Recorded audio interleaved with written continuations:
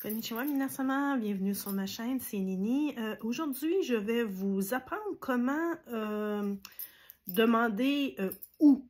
Par exemple, où sont les toilettes, où sont...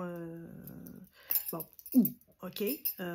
Comment on dit ça en japonais, parce que ça, c'est sûr que si vous venez ici en voyage, ben, demander, je veux dire, où aller, par exemple, la gare, où est la gare, je pense que c'est où sont les toilettes, c'est vraiment je veux dire, des mots de base de survie, parce que comme j'avais déjà expliqué dans d'autres vidéos, c'est très difficile ici au Japon de trouver des gens qui sont, je veux dire, qui peuvent communiquer, même en anglais, je veux dire, c'est pas facile, surtout si vous sortez un peu des zones de touristes de masse. Hein. J'imagine que parmi vous, il y a des gens qui n'ont pas envie de rester cantonnés seulement dans les circuits où il y a plein de touristes. C'est pas forcément les endroits d'ailleurs qui sont les plus agréables à voir du Japon. Il y a plein d'autres endroits au Japon qui sont magnifiques, mais c'est hors des sentiers battus, ce qui veut dire qu'aussitôt que vous sortez des zones balisées, destiné aux touristes de masse, vous allez rencontrer exactement le même problème partout à travers le Japon. Les gens ne parlent ni anglais et encore moins français. Et même dans les zones de touristes de masse, pour ce qui est du français, je vous souhaite bonne chance. C'est vraiment très rare. Ils peuvent parler anglais, un anglais un peu cassé, je l'avoue, mais c'est mieux que rien. Mais en dehors de ces zones-là, l'anglais, c'est mort, oubliez ça. Les gens ici, regardez-moi dans mon voisinage, dans ma ville, il n'y a personne qui parle anglais. Donc, il n'y a personne qui parle français non plus. Donc, c'est ça, c'est pour ça que je me dis, ben, avant de venir au Japon, peut-être d'apprendre les petits mots de survie qui pourraient vous aider vraiment à apprécier un peu plus votre voyage et vous permettre aussi de sortir des zones les plus connues du Japon. Donc, aujourd'hui, je vais vous apprendre comment on dit « où ». OK? Donc, je vais vous expliquer un petit peu aussi, je ne vais pas rentrer trop dans les détails parce que je n'ai pas envie de vous faire un cours de grammaire et tout ça, c'est assez ennuyeux, je comprends. Donc, je vais juste vous montrer, OK, le mot, c'est « doko ». OK? Ça, c'est « où ». OK? Donc, c'est sûr que, comme en français, on n'arrive pas et on ne dit pas à quelqu'un, ben, où? Bon, premièrement, il faut que vous mettiez un mot. Hein, je vais vous montrer deux qui sont très essentiels pour les touristes. Toilette, qui se dit en japonais toilet. C'est assez proche du français et de l'anglais. Je ne sais pas pourquoi ils ont changé le mot original qui était traditionnellement utilisé pour un mot beaucoup plus anglicisme. Bon, je ne sais pas d'où ça vient. Je pense que c'est après la Deuxième Guerre mondiale que le mot toilet est devenu, je veux dire, répandu et la norme. Je veux dire, il n'y a pas d'autre mot actuellement pour appeler les toilettes. Donc, toilet, OK? Je vais vous écrire, comme je fais toujours d'habitude, vous pourriez consulter après la vidéo. Prenez des notes, OK? Donc, on dit, avant de poser une question, je veux dire, au Japon, mais c'est un peu pareil aussi en France, au Québec, hein? On n'aborde pas quelqu'un, je veux dire, directement, où sont les toilettes, par exemple. Même en français, je pense que non. Hein? On va dire, excusez-moi, OK? Donc, c'est la même chose en japonais. Donc, doko, ça veut dire où. Retenez bien ça, OK? Doko, D-O-K-O, doko, OK?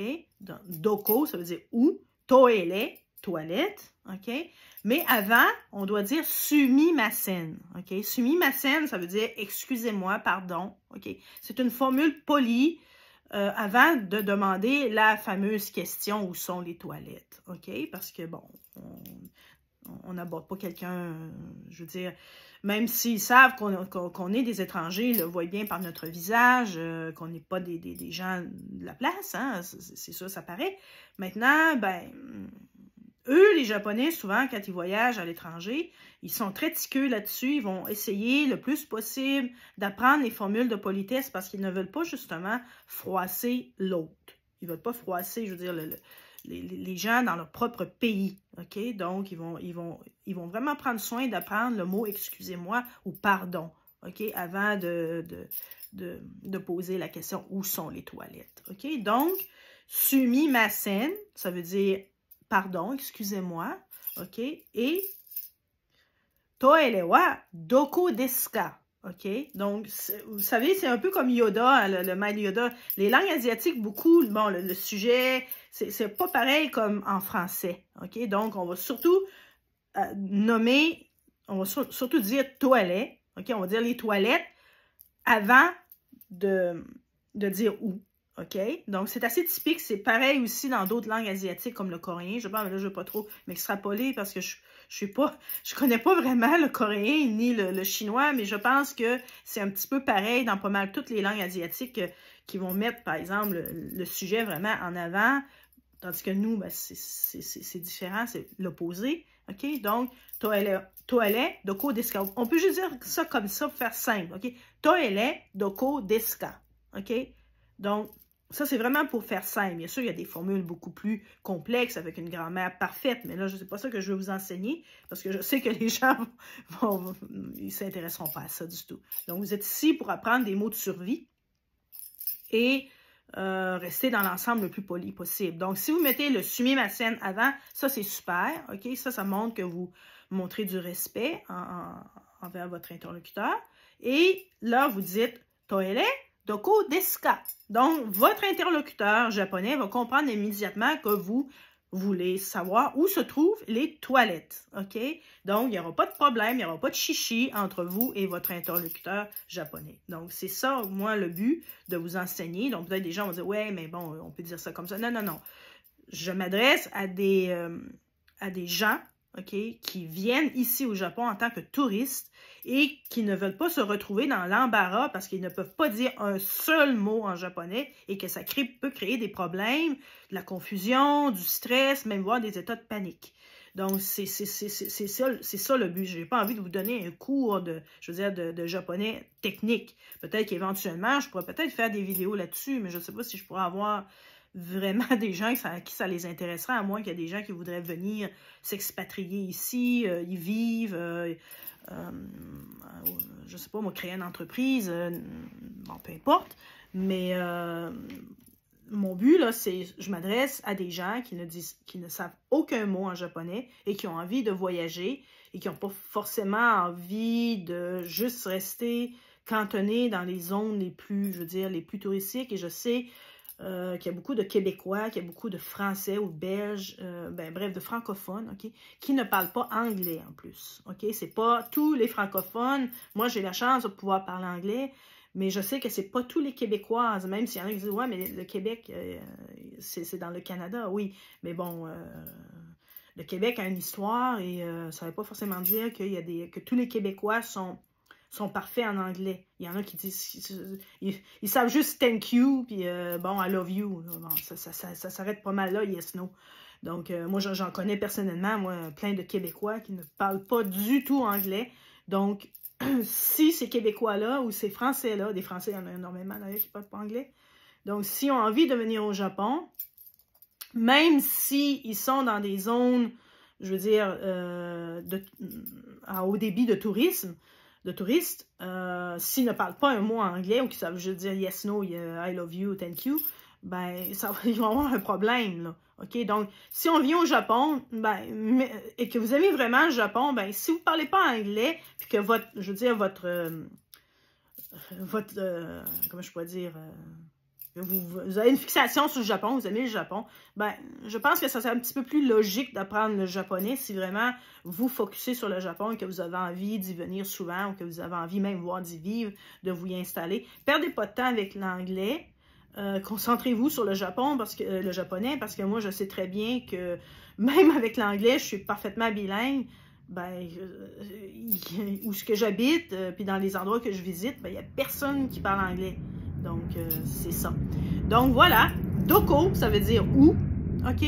Sumimasen, ça veut dire excusez-moi. Ça, c'est toutes les questions que vous posez à quelqu'un. Hein, quand vous abordez quelqu'un, vous devez toujours dire avant sumimasen. C'est la formule de politesse. Donc, sumimasen, excusez-moi, pardon. Doko, OK? Doko, ça veut dire où. Et toele, ça veut dire toilette, OK? C'est assez près du français et de l'anglais. Et eiki, station, la gare, OK? OK? Gare ferroviaire, la gare de Tokyo, par exemple. Tout ça. Donc, eki. Donc, je vais vous laisser ces 4 mots-là. Donc, vous avez appris 4 mots aujourd'hui. Sumimasen, toile, OK? Doko et eki. Donc, ces 4 mots-là, c'est vraiment important que vous les mémorisiez et que vous...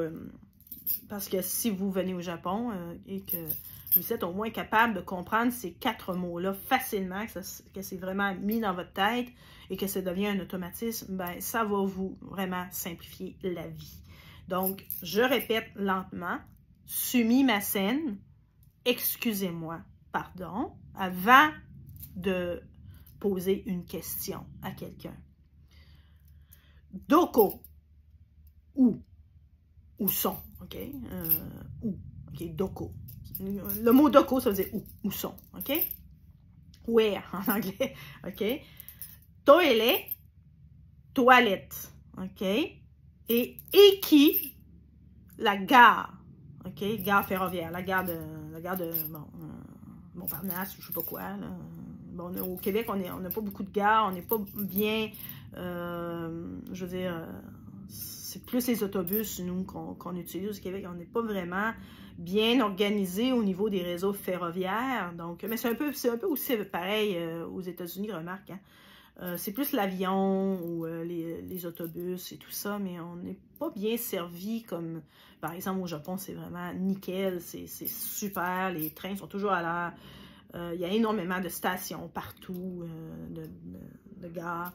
Et c'est ça, donc c'est pour ça que c'est vraiment important pour vous de vraiment mémoriser ce mot-là, parce que si vous venez voyager ici au Japon, vous allez utiliser le train, ça c'est certain, et vous allez sûrement parfois chercher des gares. Donc, le mot eki est vraiment très important pour les touristes qui désirent venir visiter le Japon.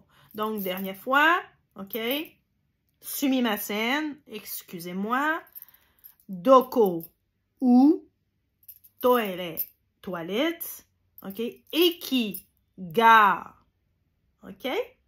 Donc, si vous avez des questions, n'hésitez pas, vous pouvez me les poser, OK?